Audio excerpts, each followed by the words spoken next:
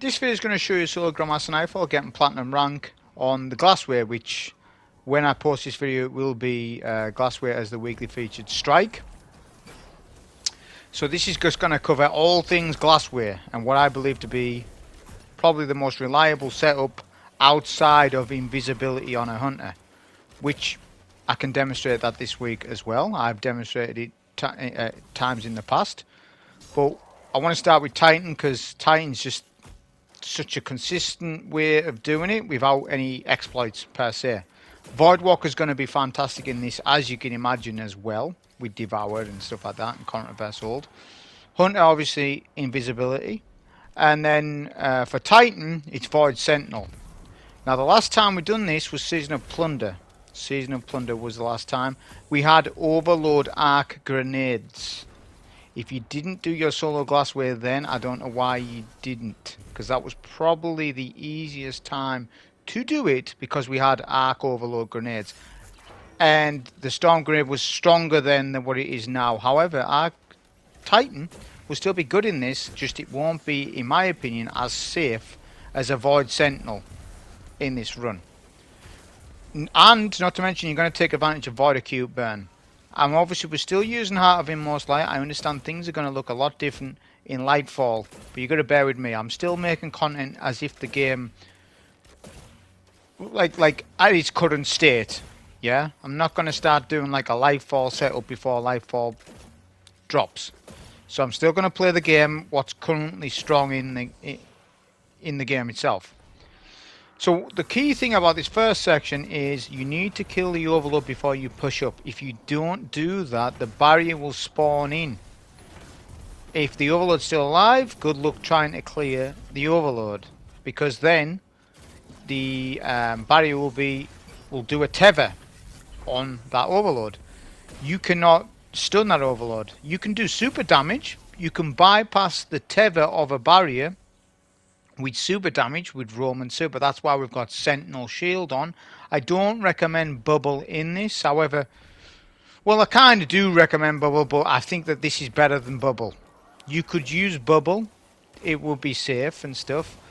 But a Roman Super has so many more benefits for you as a solos player to just use Sentinel Shield, especially for the final boss. And that's what you've got to spec for.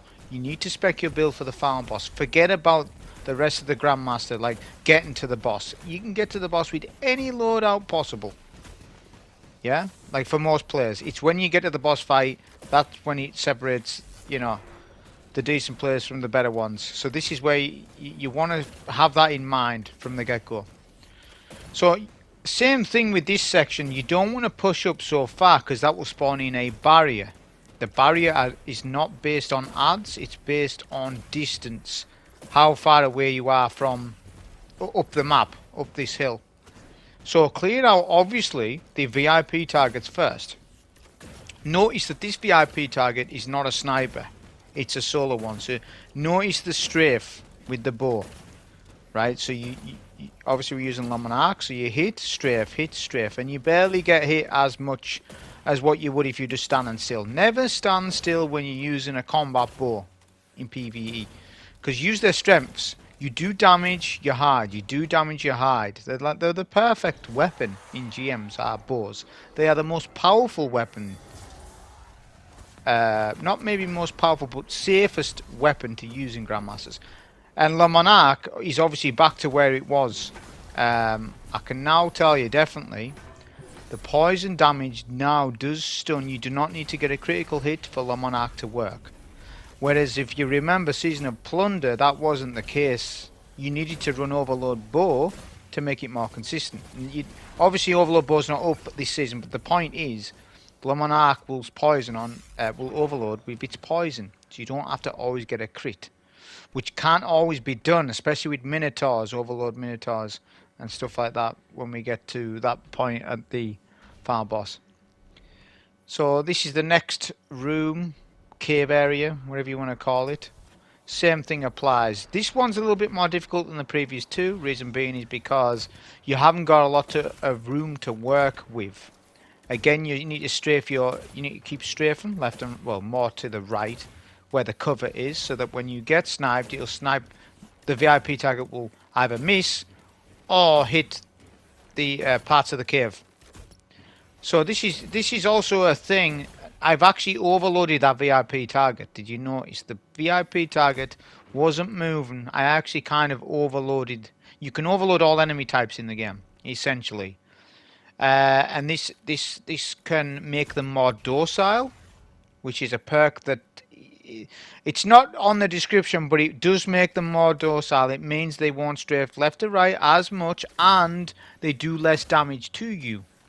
Now this VIP target will start to bug out sometimes. If it falls off map, then that won't count. It's a countermeasure so that you can't push the VIP target off map. But what ends up happening with that is it goes against the player a bit too much, and that happens a bit too much where you don't know what the boss is doing. The boss will just fall off map on its own, so it can be annoying. Once you get the VIP target below half HP, you are allowed to push up to this rock. Before that, you weren't allowed to do that because the fallen enemy will throw dusk-filled grenades at you. That won't happen because the AI of the VIP target will change once that target is less than half HP. You'll notice the boss wants to run away around that corner just before there. If you're not sure, play it back. Once he got below half HP, doesn't want to know. So I've got to push to that enemy, which is what I'm doing now. And I'm not getting any dusk field. Because if you do get dusk field grenaded, you're open to be sniped. Yeah? And snipes from that particular one do a lot of damage. They do more than what a standard sniper would because it's a VIP target. I don't think it's one shot. I think it's a two shot. I can't mind if it's two or it might be three. Probably two shot. As we've got no arc resist, we're using double void resist. That is going to be the best resistance for you to use. Don't worry about the energy one, the seasonal mod. You can't use it anywhere. You can actually use it. I tell a lie. But why would you want to use it when you've got void resist?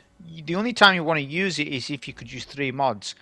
Heart of Inmost Light is not Artifice Armor, so you can't run 3 resistance mods like that, so it wouldn't even be a consideration. And it's not like you need it. All you need is T10 Resil, double Void Resist, or if you want it to be fancy, 1 Void Resist, 1 Concussive Dampener, if you really want it, because the Concussive Dampener will help out a good deal, but obviously you'll only have 1 Void Resist as a result.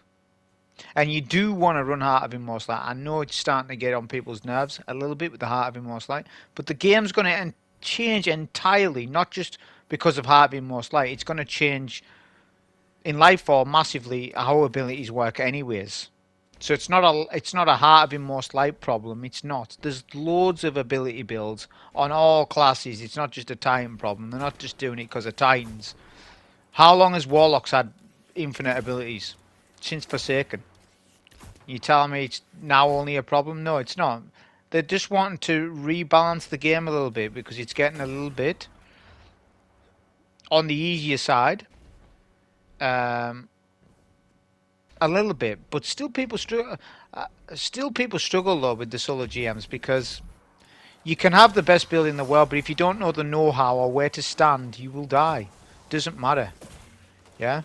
You need, like, if you stand in the open field and there's Rivens coming at you, you think you can tank these enemies like you would on a strike, you'll just die very fast. You don't know where to stand, you don't have any prior knowledge, you've never watched any runs on GLASSWAY, you might not know then.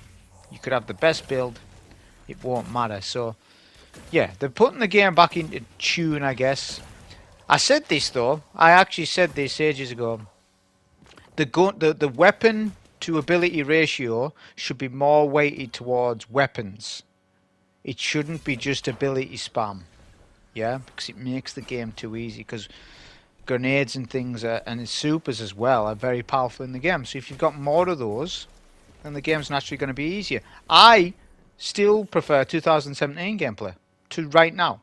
If you don't remember what 2017 gameplay was, it was all about weapons. They went too far with it with the double primary, but there was that sweet time where there was the primary special heavy.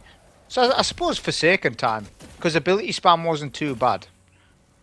You know, there was Phoenix protocol. Yeah, but ability regen wasn't too bad. Like right now with the 3.0 builds, it is kind of crazy, but it's done that way to sell the game. But that means that it makes the game naturally easier because of that. So with this section here, the overload, we wanted to throw a grenade as that overload went round the corner. It's pretty straightforward. With this, there's not a lot of information I can really give you. Le Monarque one-shots all red bars. Even if you don't get a crit and the poison starts to count, you will one-shot all the red bars, which is super handy. Obviously, make sure you got Catalyst for Le Monarque, because you get Unrelenting, which procs health regen for definite on ultras and stuff. But it doesn't always proc on red bars. Yeah, but sometimes it does as well. Like you just saw there, it's back to back just procced. If you saw my HP bar. So you can cap this point very easy. If you're going to use Le Monarque, I recommend stand your ground, use Le Monarque to take out all the shanks. Yeah, you don't need to back up. If you're not using Le Monarque and you're not maybe using a bow and you're not being able to one-shot the shanks, then it might be a bit more difficult to do this. But there's no requirement for you to actually just stand on here. You can spawn in some enemies, go back to them, go back behind a box that's behind me, which is what we had to use back in the day when GLASSWAY GM was first out. You can do that, clear the ads from a distance, and then rinse and repeat, and you capture the plate at a slower rate. But for players who can't cap the plate right off the bat, it's better for them to do that. So make sure you do it if you think you're not confident with doing this bit. Spam your Barricade. T10 Resil is going to help you with your ability charge rate. Obviously, Heart of Inmost Light is as well. Don't use Towering. It's not the play, because Towering, whilst good and it blocks off enemies and stuff, it has its place in PvE. It does for certain things, but for this you don't need it. You want to be able to shoot over your rally barricade. You want a rally barricade. It would just be a bit of a nuisance when you've got a tower and barricade in front of you. There's ways around it. You could pop a tower and barricade behind you and still get this overshield like so. But there would be no barricade protection at all if you'd done that, because it's behind you. So you're trying to solve a problem that doesn't need to be solved. Just run by rally barricade, and it's a quicker cooldown than towering. So the enemy waves here are based again on distance, not so much enemies killed. So once you get to this location here, you then I recommend don't push up any further than this until you take out the shank. There's going to be a heavy shielded solar shank. Your Sentinel shield super is perfect for that. So just stand where I just did, and definitely the shank will push you around that corner because you'll be curious. You can then safely melt down the solar shank, and then maybe a couple more ads. Get some ad clear potential going with your super. But then once your super starts to run out, less than 20%, back round this corner and then start clearing ads again with Le Monarque. There's snipers. There's quite a lot, and that's what you need to be worried about on this little section. Try and get the two on left. If you can't, once they de-aggro and they're not pushing, push on the other side of the map. So you're going to be on the left, but you're going to get the snipers on the right. So you're going to see that in a minute. Because the snipers on the right are difficult to get from where I'm at. So I'm going to push over this side. The snipers are now aggroed on me. And then we can get some of the snipers. Once most enemies are killed, if there's still snipers up, they jump down, like so. And then it's just the barrier and the snipers at the back of the map. I'm just wanting to see what this champ's doing. He was going to push, but he didn't. So I'll get a nade down, but I want to see what the snipers are doing at the back of the map, because while I'm trying to break shield, that's going to be a bit of an interference. So always try to isolate enemies away from champs. I haven't even got a chance to talk about the loadout much, to be honest. So the pulse rifle is adaptive munitions, the one from Duality. I believe it's top pick for this one because it allows you to be seen for a short amount of time, which helps you out massively at the boss fight. If you show yourself for too long of a time round a corner, Like if you don't use the right pulse rifle and you haven't got adaptive munitions, you're going to take longer to take the shield down, therefore exposing yourself longer. Therefore you may get double sniped by the barriers, which will two-shot you. So it's a case of the adaptive munitions is better for peeking in and out to get a quick shield break. It's 2 bursts, literally. The first burst won't break shield, the second one will, because that's when adaptive munitions gradually kicks in, the percentage, and it just goes up from there for each shot. So this little section, take out the 4 dregs first. Take note on your heavy drops. We've got one there, 1 or 2. So you want to not pick up. I know I've got 46 ammo, but do not pick up now. You're going to pick up that ammo later. I'm using Fallen Guillotine. I believe it's the best power weapon in slot for this for safety. A lot of people are going to use Taipan. Even maybe retrofit, which retrofit's going to be good in this as well, like a void machine gun. I believe Fallen Guillotine to be the best weapon to defend left, which is where you want to fight from. There's left and right for the boss fight, yeah? You want to defend left. You're not fighting on right. Right's a terrible zone to fight from. What I've done there is aggroed the overload round that corner to then stun with a grenade, because I've got void overload grenades on. So preferably you don't want to stun with the Monarque too much. You want to bait the champs round the corner, because this removes RNG of the Minotaur teleporting out of your grenade, because the only thing that Minotaur can do is port round the corner. It's so simple yet so effective. You can't miss. I mean, you can if you do it slightly too soon, but even then, slightly too soon on the nade, I'm taking out that champ, no problem at all. So Guillotine's going to melt down your overloads. It means it doesn't rely on crits, like with Taipan and stuff, and you're struggling and you're getting flinched by the enemies and stuff like this. You just whip out your sword, do a couple of light swings, and then finish off with a heavy. My rule is Relentless Strikes, Whirlwind Blade, which Whirlwind Blades are still the king of swords. There's no other swords better than Relentless Strikes, Whirlwind Blade. I've actually tested that, and that's still the case. I know there's Eager Edge and all this stuff. Forget about all that stuff. You don't need Eager Edge in this. What do you need that for? You need damage bonus sword. And obviously with Guillotine, it's been void. It's a vortex frame. It's going to do really well, and it'll still put out the damage you want. So we're aggroing the second wave of overloads. Same thing as before.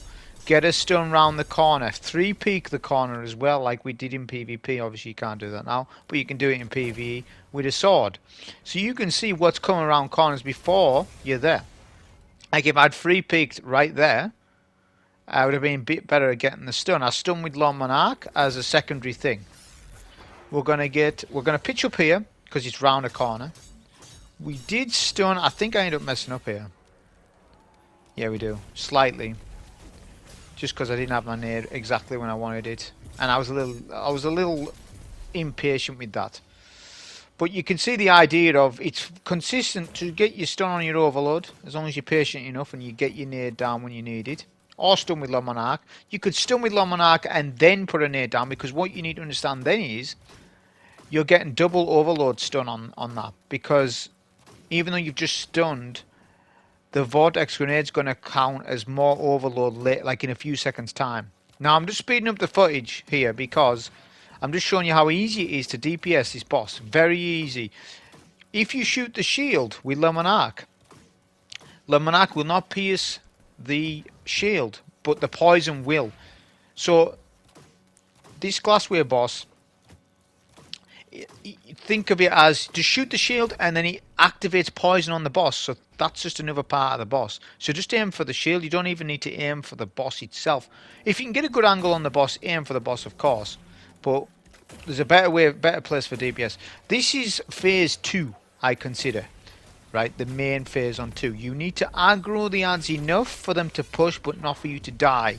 So get your abilities out, then spam, pop a super. We know because of Spire, the new dungeon, the newest dungeon, is that Rivens take increased damage from supers. Sentinel Shield is obviously a super. So we can melt the two Rivens because we're playing passive aggressive. We're showing ourselves hiding behind that corner, showing ourselves hiding around that corner. And it means it funnels all the adds into that little corridor for you. And it means the Rivens will not teleport to somewhere that you wouldn't like. Because the more passive that you play, like super passive, the Rivens don't know where you are. They split up and they ambush you sometimes. And they paw on you. The game bugs and they paw on you. That can happen. That sniper there hit me. I must have just missed. I don't think that sniper ported. I just missed. The sniper was on the far right. I didn't notice. So you can see how much damage these snipers do to you. They'll two-shot. Definitely. There's some match game shields. Monarque will take that down. If you want to use the pulse, you can use the pulse as well, because I've got adaptive munitions. But for the most part, once you get your nade down and a few Monarque shots, that will take down that will pierce the arc shield. So now what you need to do is figure out a place to clear out the two barriers. Now, this is what I like to do, and there's many ways of doing it. Right side. This is the only time you fight on right when you've got these barriers to deal with. Because the Hydra, obviously do not do any damage to the Hydra. Do all the phases that I'm doing to the point. Don't melt down the Hydra because you'll get more waves of enemies before you've killed the barriers that have already spawned in. So the mini Hydra controls the entirety of the fight of the enemy spawns. Well, it's a factor within it. Do not take down the Hydra. The Hydra will play passive as well. Now on right side, the Hydra does push, but to nowhere near where you can see you. He can never see you if you're standing here. If you're standing anywhere else, there's a chance. This is the best place on the map to isolate champs. This is the key for people to isolate so that you can easily take out the two barriers. We're using a charge with light build, counter charge, ING fire, but we've also got firepower on notice, if you didn't notice that. So I'm getting plenty of charge of lights because every time I stun a champ I get a stack of charge of light. I've got charged up on, so I get an extra stack as well. So I can sort of incorporate a mini firepower build slightly, not fully, right, but it's just an extra icing on top because it's just more nades, isn't it? So it's decent. It was a good idea doing it. I just thought before I ran this, I was like, what else can I put? Because I had an empty mod socket for my helmet, which was solar, because I need ashes to assets on the helmet. I was like, what can I put? Just some sort of charge of light mod in the helmet. Oh yeah, firepower solar. Let's do that. This is your time to get ammo, right? This is your time to get ammo when it's just you and the Hydra. That is your time. It's your time to wait out supers if you must. Now we're on Riven phase. So we've cleared out the two barriers. There's going to be another two barriers and another two Rivens. But what have I done? Because I've fought the two initial barriers, it means I've got a super for phase 2 of 2, which is the second set of Rivens, and I've got it covered. If I've got a super, I'm confident I can out tank anything else and clear the Rivens. Do you get this with Bubble? You've got to ask yourself, do you get it? What you get with Bubble, I'll tell you what you do get with it. You get 2 grenades, but it doesn't matter because Vortex Grenade doesn't stack. So what I mean by that is you can throw a grenade, pop a bubble, and you get another grenade back. That is the only benefit to running a bubble, and you would kind of be quite tanky, or you would be tanky in the bubble, and it would be decent for what the playstyle that I'm playing with the sword. But the problem comes to Rivens. What do you do if things don't work out? Well, that's where the Roman supers come in. Sentinel shield, you get super armor. It's what I refer to as super armor, which stacks with tier 10 resilience that other supers don't, one bang style supers do not get. I mean, they do briefly, but like say when Thunder Crash ends, you lose that resistance, the super armor resistance. With Roman super, you don't lose it. They're buffing supers in Nightfall, so they've heard that people aren't using them enough. See, this is what happens when you get certain raid teams saying, don't use Roman supers, only use one-shot style supers because it's the best DPS in the game. They've heard that, It's like, all right, we see the deal. You can't say something like that. Supers are an intrinsic thing to Destiny. For you to tell people, I mean, this content creator's gone, by the way. Now he's not even existing, for good reason as well. Never tell somebody that Roman supers are useless. They have their huge benefits. Like, the game isn't just Destiny 2 DPS.com, is it? It's not just, well, what's the optimal day one DPS? Yeah, but what about after day one? What about all that stuff? What about solo play? How does how does a Roman super benefit you when you're solo, where you get this super armor resistance that you wouldn't get with other things? And it can save you from dying. Yeah, it's your panic button as well. And it's fun to use a super in the game. Like, if supers didn't exist in Destiny, how fun would Destiny be? You just have a grenade and a class ability? Oh, right, I wouldn't play this game for long. So, make use of Roman style supers, especially in Lightfall when it comes. I know there's Strand, but you're still going to want to play the other classes because there's new fragments and whatnot.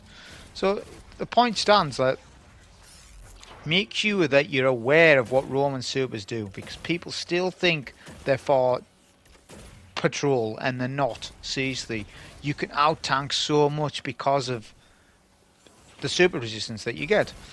So I'm playing this section a little bit different now, because the mini Hydra that I was on about, we've sent the mini Hydra away.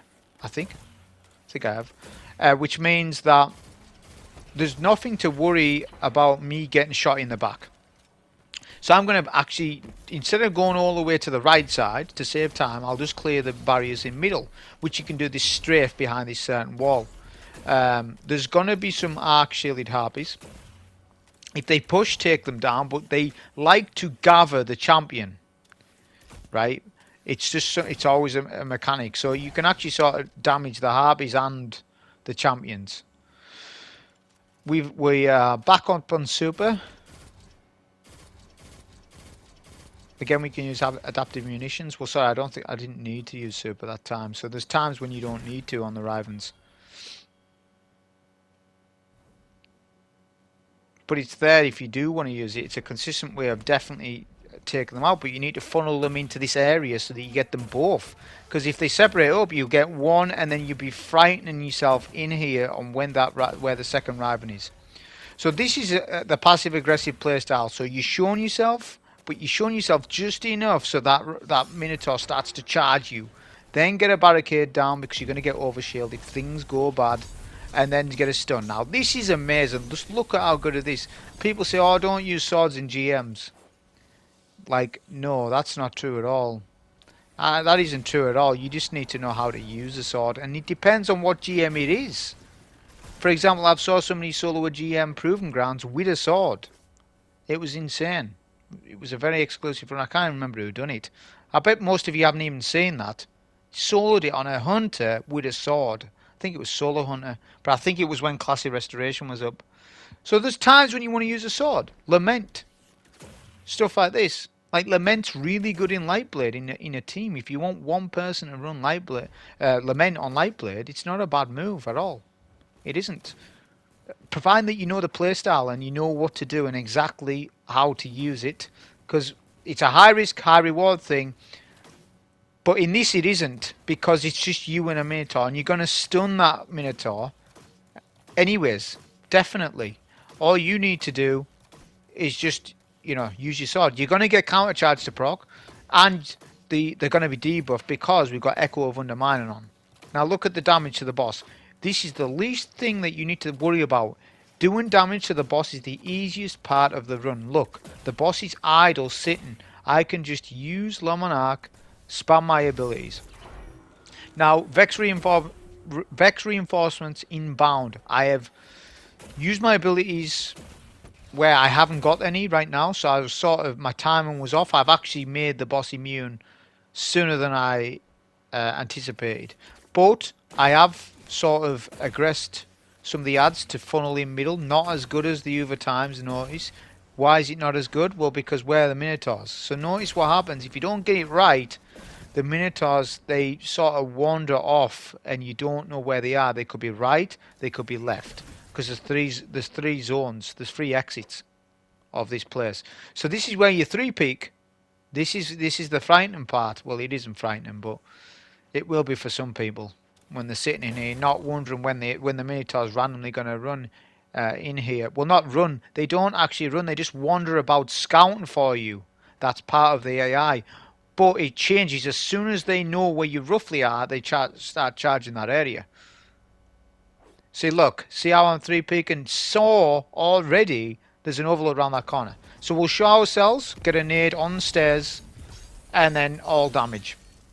Now, if you want to use volatile rounds, Echo of Instability, then use it. I didn't because I went with Echo of Leeching, which is actually really good. It gives health regen on melee kills, but that's not the point. What it does is it gives me plus 10 resilience, which frees up stat points. It means I can put more stat points into discipline, because don't forget I'm using Echo of Undermining, which gives a minus 20 discipline stat penalty.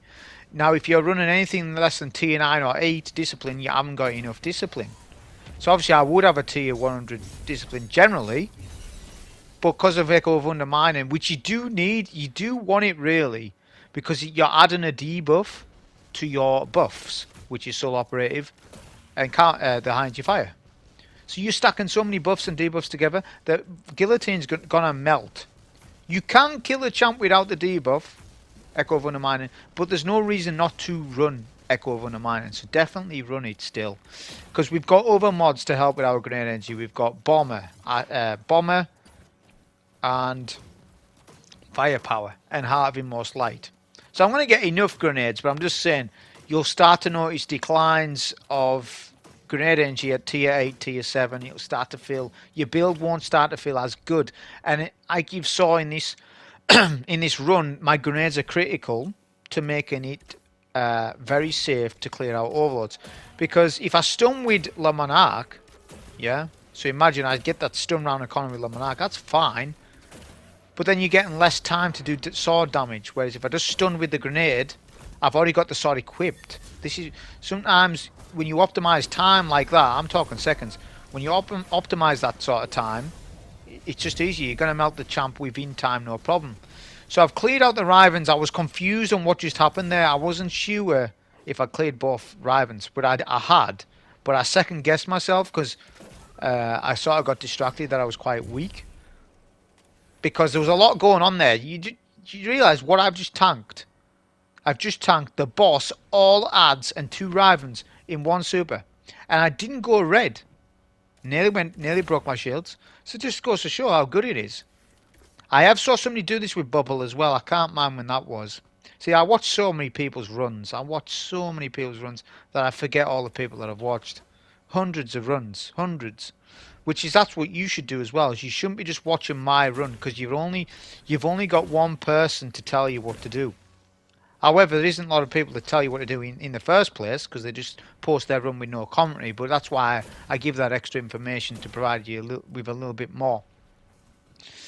But once you've started to watch enough of me, you need to start watching these other guys that maybe aren't providing commentary, but there'll be some strats that you'll learn that maybe I don't know, and they might not have told anybody. And it might be just a golden gem within a 40-minute video. Oh, look at what they've done there with this.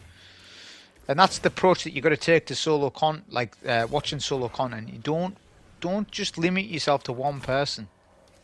You've got to watch a variety of people and pick up all your tips from a variety of people, so that you're your own version.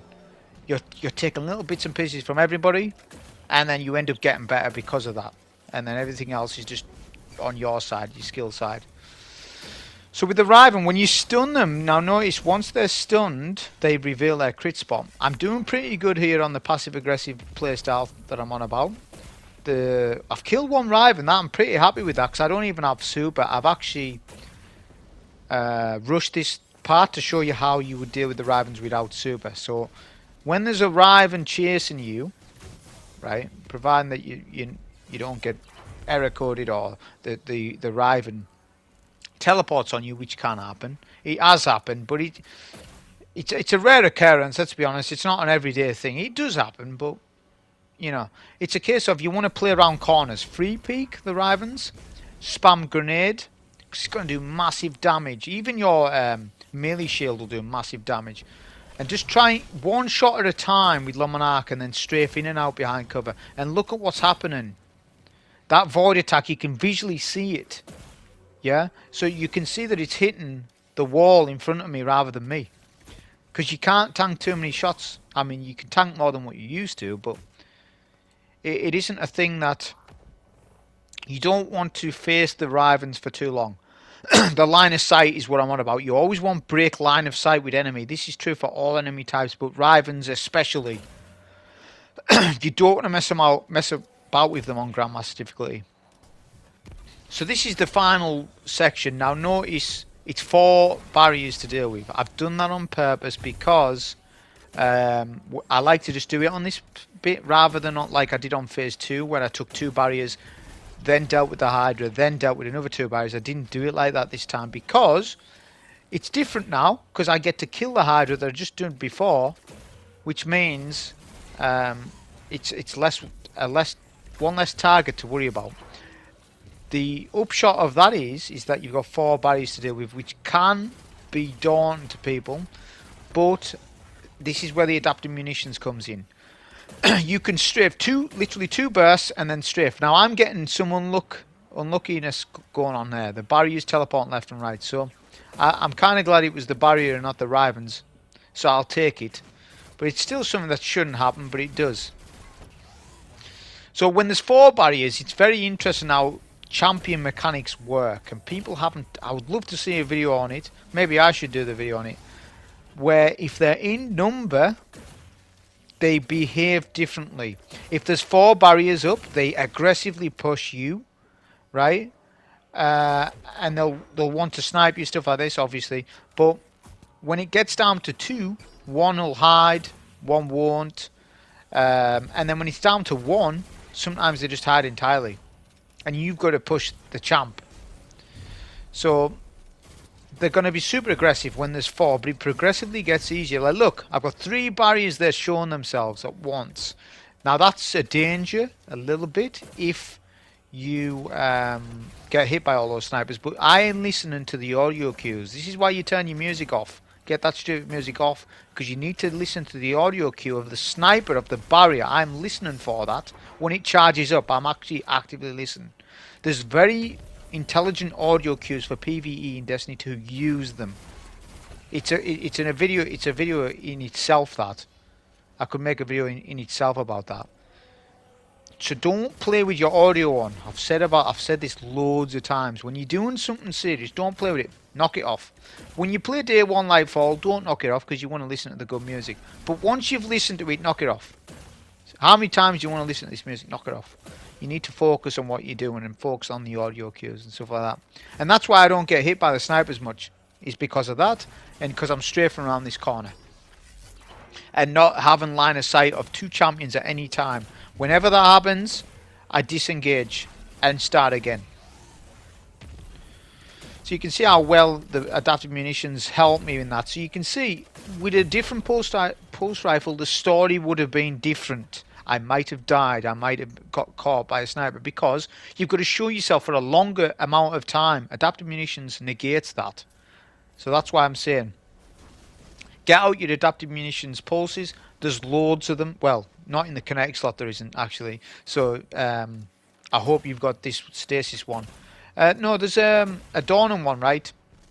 There's a Dawning one. Someone's going to tell me the name of it, but there's a Dawning one, and I've actually got it. Forget the name of it. That's actually a very good pulse rifle as well. So that'll be platinum rank. You'll have took out all champs. Now it's just to clear the boss. Same thing. This is, as I say, brain dead easy this little bit. So you're just going to do damage, spam your abilities, and that'll get you platinum rank. Super consistent on the Titan. Honestly, a fun run. Like I say, I'll probably do other classes, but for starters, we'll showcase the Titan, because I feel as though the Titan's the funnest to play on in this, to be honest. But that was a solo on this. Hope you enjoy. Thank you.